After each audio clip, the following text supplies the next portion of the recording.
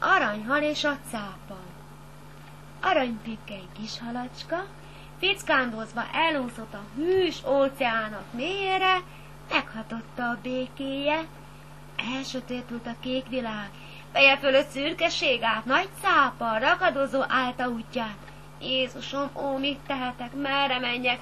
Fröcskölte a cápa életvizét magasra, és így kiállt. Mi van, poronyhal? Odát a zöld tengeren nincs neked hely? Birtoklod az én vizem? Így válaszolt az aranyhal.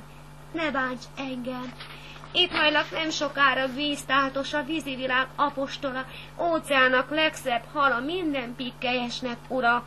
Nincs te nálad más okosabb, merre szemlát hatalmasabb. Hiú földkirály oroszlán, hozzád képes csak egérlány. Hát még óriás szemeid, látod a hajósírt is itt? Vizet szennyezni nem merem, vagyok a te hűbéresed. Megállj csak, kis ficánkoló!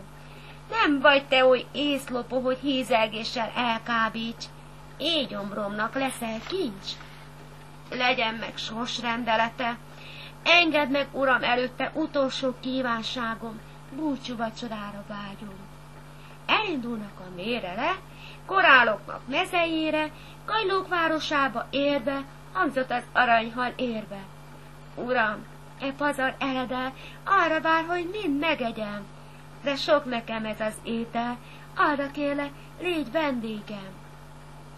Első fogást elfogyasztják, másodiknak 20 tucat rák következik. Nagy halakról áradozik a kis hal, hogy vétek itt hagyni a lakomát, ezért uramnak adom át. Kicsi vagyok, de a hal nagy, apró morzsákat nyugtass csak.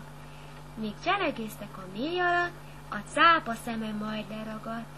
Telepakolta úgy hasá, elküldte a napszín halát. Jól lakadtál, kis hal engem, falat sem fér belém, tengervizébe mehetsz, pikkelyed itt hagyod, a szabad szeged. Az aranyhal lubickolva útjára ment, s dalolt a cápáról, kinek bölcsessége ott lakozik bendőjében.